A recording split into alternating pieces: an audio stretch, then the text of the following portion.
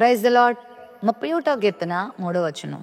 నా కొండ నా కోట నీవే, నీ నామమును బట్టి త్రోవ చూపి నన్ను నడిపించుము. దావీదు భక్తుడు ఈ కీర్తన వ్రాస్తూ, నన్ను నడిపించేవానిగా, నాకు త్రోవ చూపేవానిగా, నా కొండగా నా కోటగా నీవే ఉన్నావు ప్రభువా అంటూ ప్రభువుని ఇక్కడ ప్రశంసిస్తున్నాడు. నిజంగా దేవుడు మనల్ని నడిపిస్తే మనం ఎక్కడ కూడా దారి తప్పం. దేవుడు మనల్ని తప్పుదారిలో నడిపించడు. శ్రేష్టమైన బాటలో, చక్కని బాటలో ఆయన మనల్ని నడిపించే దేవుడే ఉన్నాడు.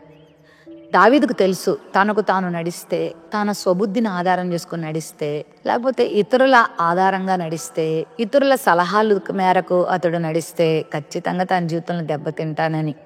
అందువలన దేవుణ్ణి అడుగుతున్నాడు. నడిపించు ప్రవ్వా అని అడిగిన వాళ్ళను నడిపించే దేవుడు. చాలా చోట్ల ప్రవ్వా అంటాడు, నేను మిమ్మల్ని నిత్యము నడిపిస్తాను, నేను మిమ్మల్ని చక్కని దారుల్లో నడిపిస్తాను, క్షేమకరమైన బాటలో నడిపిస్తానని ఎన్నో వాగ్దానాలు ప్రభు చేశాడు. 23వ కీర్తనలో కూడా పచ్చిక బయళ్లలో ఆయన పరుండి చేయుచున్నాడు, శాంతికరమైన జలముల యొద్దకు ఆయన నన్ను నడిపిస్తున్నాడని దావీదు అంటాడు.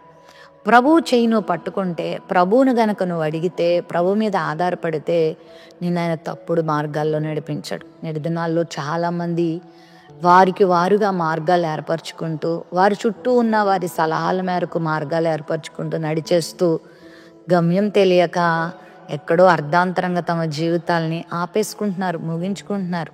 నువ్వు దేవుని చేపట్టుకుంటే, దేవుని సహాయం అడిగితే నువ్వు చేరవలసిన గమ్యానికి ఆయన నడిపిస్తాడు. నిన్ను సంతోషకరమైన గమ్యానికి ఆయన నిన్ను చేరుస్తాడు. ఆయన మాట తప్పడు. ఆయన నిన్ను మోసం చేయడు. ఆయన నిన్ను నట్టేట ముంచడు. నిన్ను మధ్యదారిలో వదిలిపెట్టేసి వెళ్ళిపోడు. ఆయన నిరంతరము, నిత్యము, సదాకాలము నీకు తోడుగా ఉండి నిన్ను గమ్యానికి నడిపిస్తాడు. ప్రస్తుతం ఈ మాయలోకంలో, ఈ అంధకార లోకంలో, ఈ పాపలోకంలో ఎటు పోవాలో అర్థం కావట్లేదా? త్రోవ తెలియట్లేదా?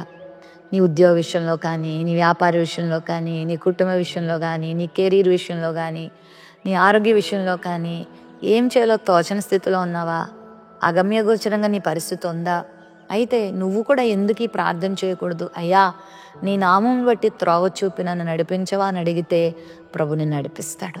ఆయన గొప్ప దేవుడు. నీకు నీ కొండ, నీ కోట ఆయనే, నీ దుర్గం ఆయనే, నీ ప్రాకారంగా ఉండేటువంటి ఇల్లు ఆయనే. నేను ఆయన ఎప్పుడు కూడా మోసం చేయడు. చక్కని గమ్యం నడిపిస్తాడు. ఆయన చేత నడిపించబడిన వారు ఎవ్వరూ కూడా నష్టపోలేదు.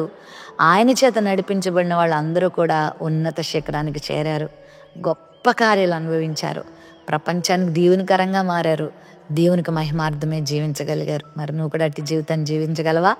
ప్రేమ నమ్మకం కలిగిన మా తండ్రి, నీ చేత నడిపించబడిన అనుభవం మా అందరికీ దయచే. ఈ వాగ్దాన్ని వీక్షించిన మమ్మల్ని అందరినీ త్రోవ చూపి నడిపించి శ్రేష్టమైన గమ్యానికి చేర్చమని యేసు నామములో ప్రార్థిస్తున్నాం తండ్రి. ఆమేన్.